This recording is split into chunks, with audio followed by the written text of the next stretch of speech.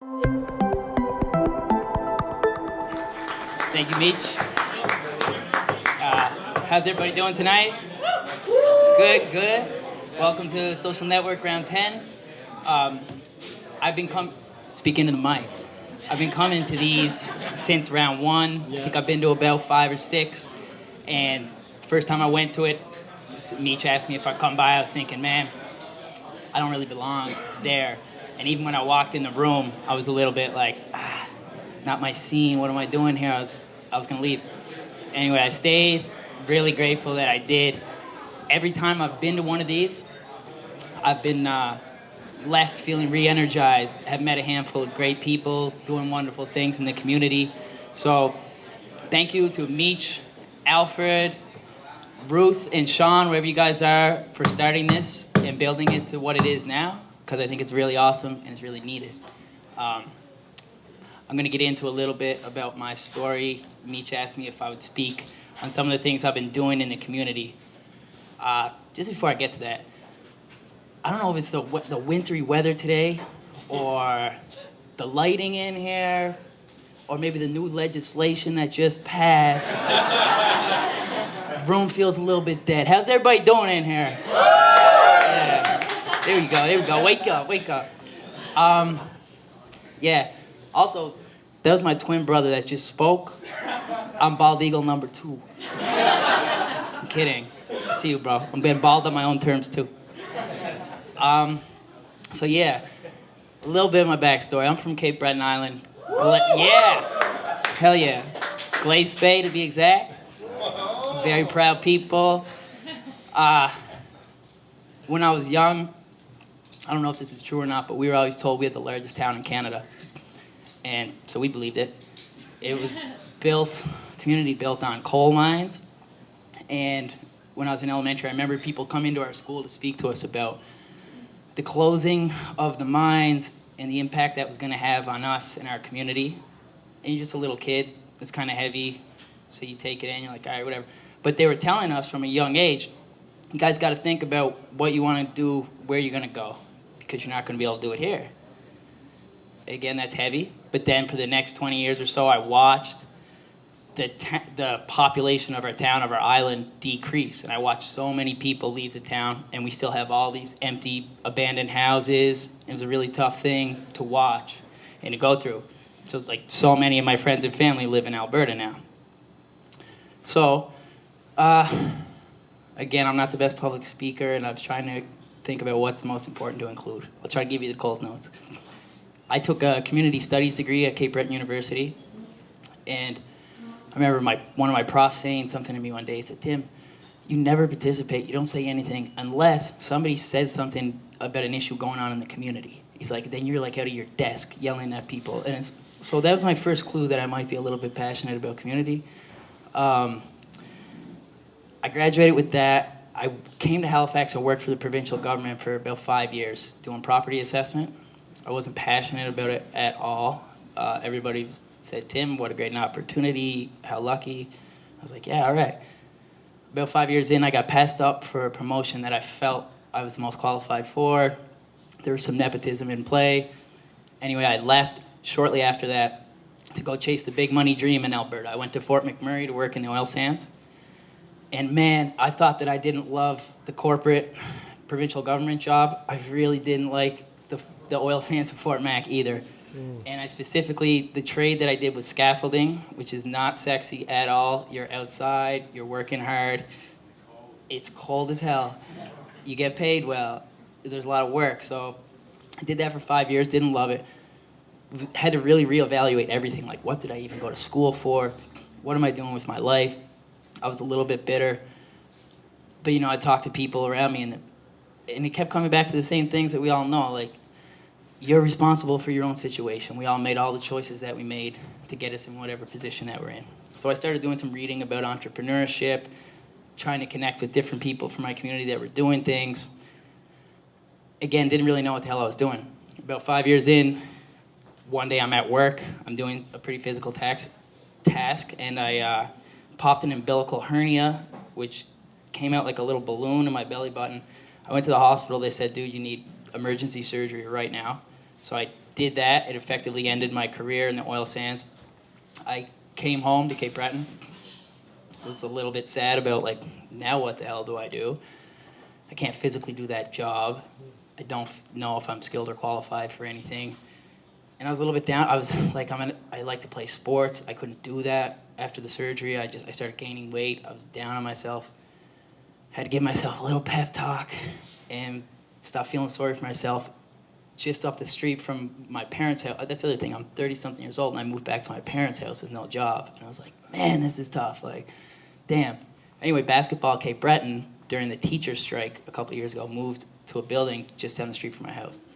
So I woke up a couple days later after seeing that in the paper, and I was like, what am I going to do today? I was like, hey, man, I love basketball. I loved it my whole life. Super passionate about the game.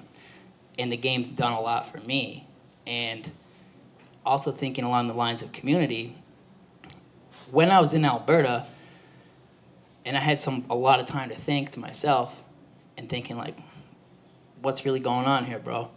And I had to look back and say, you know what, man? I lived a really privileged life compared to a lot of the people that I grew up with. And I benefited so much from the community that I grew up in. Always took it for granted. Never really appreciated, showed love to the people. So many people did so much stuff for me. It's a whole nother conversation, but things they didn't need to do. People just take me in their house as if I'm one of their kids. Like, so I feel a lot for a lot of people from my community. And I increasingly have realized over the last few years it's so important to give back, that you don't got to do everything, but whatever community you're a part of, you need to be a positive part of that community. You know, have some sort of positive impact going on. Thank you. I know I'm in the right spot because I'm surrounded by like-minded individuals who are on the same tip. So I went to the basketball Cape Breton. I said, hey, man, I'm here. I've been around the game. Basketball Cape Breton did a lot for me. I live down the street.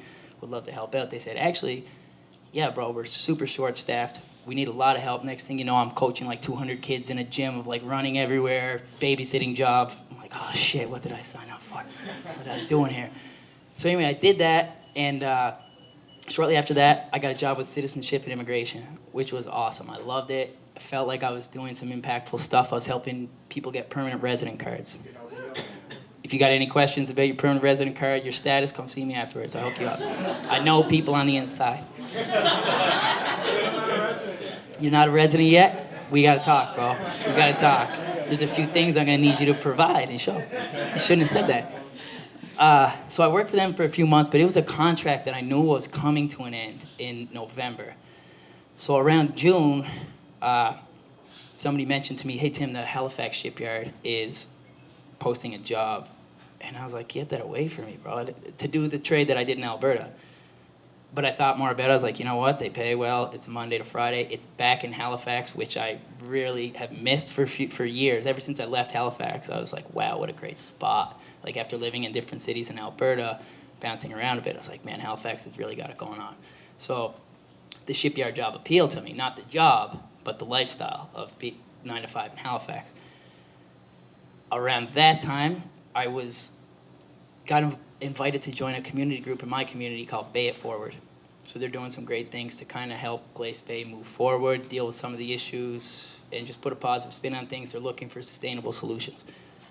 They paid for me to go to a social enterprise conference where I met a young man, Kiara Moxie. He's not here. He's a student at St. Mary's that helps run an organization called Square Roots. Some people in here have heard of it, I think. But it's a local social enterprise that was started to limit food waste around the province, because food waste, food shortage, food insecurity, I guess, was listed as one of the UN's objectives for global sustainability, which prompted them to start this.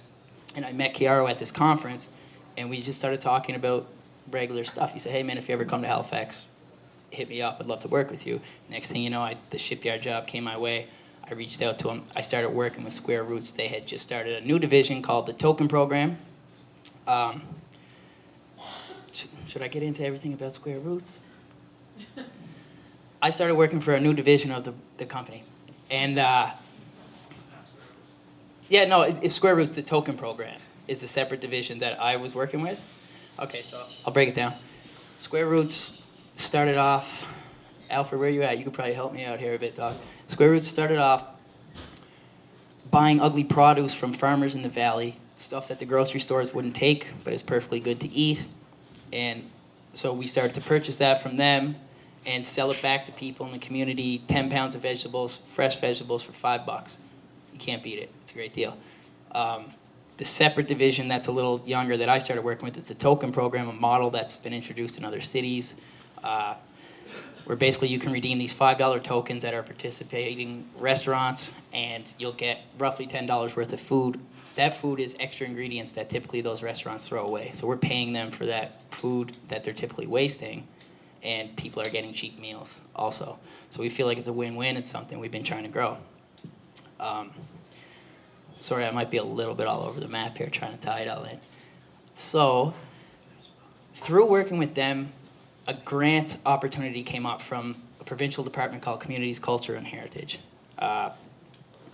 One of the team meetings, somebody mentioned the grant and said, would anybody like to take the lead on this? I have no experience with anything like that, but I was looking to get a bit more on my plate and get involved. I said, sure, I'll look into that.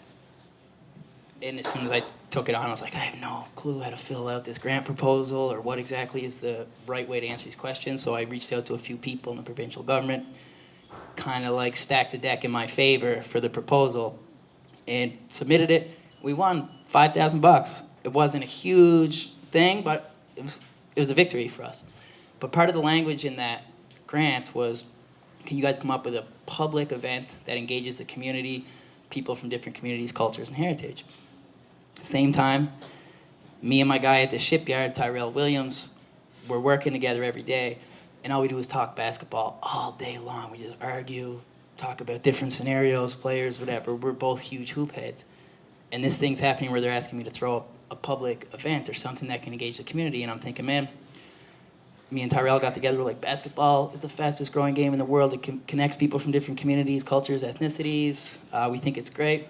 Next thing you know, we created this little, I'll say brand, but we haven't registered yet, called The Crown. We got some people on board. One of the first people to help us out was Meech right here, which I'm forever grateful. We threw a cash prize basketball tournament, and we needed sponsors. Once we had a couple people like Courtside Sneakers, we reached out to Canada Basketball. They were super supportive. They sent us a box of stuff to give away as prizes. So we're like, wow, this is really cool. Because the whole basketball tournament was going to double as a community event to expand the brand reach of Square Roots token program and talk about it. So every kid that came through the gates that day, we gave them a token, filled them in on the program. So I got to wrap it up? Am I good? Okay. So we filled them in. Anyway, it's a little thing that we've done in the community. We got a lot of great feedback about it. It was only one day, but we've been in talks with a few organizations that want to do something much bigger and more consistent, which is exciting to us. I feel like there's some stuff. Hold on a second. Some stuff I might be leaving out here.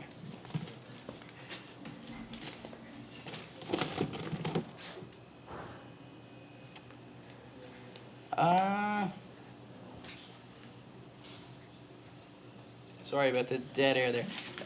Yeah, anyway, so I've been doing the work with Square Roots with this outfit that we created called the Crown Basketball, and trying to balance it all with working at the shipyard.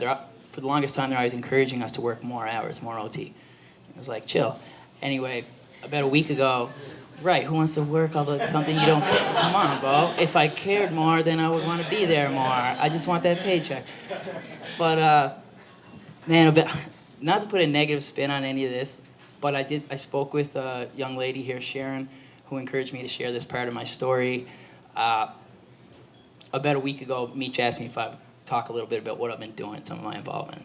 And I didn't really want to do it because I'm not great at it, but in the name of challenging myself and growing as an individual, I said, yeah, man, okay, let's do it. I'll get up there and talk. And plus, I've been to a few of these. I see how great the audience is, and everybody's really encouraging. So I said, sure. The next day, on the heels of Prime Minister Trudeau's wife giving a speech at the shipyard, a big announcement came that there's transferring some of the federal contract, of the shipbuilding contract, to Quebec. It could mean a lot of job loss. And I was thinking, oh, that's rumors, that's bullshit, we hear it all the time. Anyway, by the end of that day, a lot of us lost our jobs. So about a week ago, a whole lot of people lost their job at the shipyard. And now I've been reaching out to connections that I have in Alberta about going back. I'm not super excited about it, but I do. Again, I didn't want to put a negative spin on it. I guess it's like, this time if I go back, I leave with a much better headspace, I guess, of my situation and also what's going on in Halifax. You know, like the future, what's being built and created, and as far as opportunities for people that are willing to grab them. You know, I said to Meech recently, I like working with you and dealing with you, Meech, and coming to your events because you create opportunities and you take advantage of them. Hell yeah. And it's so inspiring to be around people like that. So, yeah, I guess in summation, my whole thing was just to come up and share a bit about you got to show love to get love. So I was a bit not happy with my situation. I got involved with my community. I've reached out. I've done some things that weren't asked of me to do. And because of that, more people are reaching out to me, and good things, it's contagious. Good things seem to keep happening. I'm meeting more and more great people. And it seems like I would maybe not be in the best headspace after losing my job, but I actually feel really great about where things are at. I mean, I've got some things to work out, but thank you so much for having me, giving me the opportunity.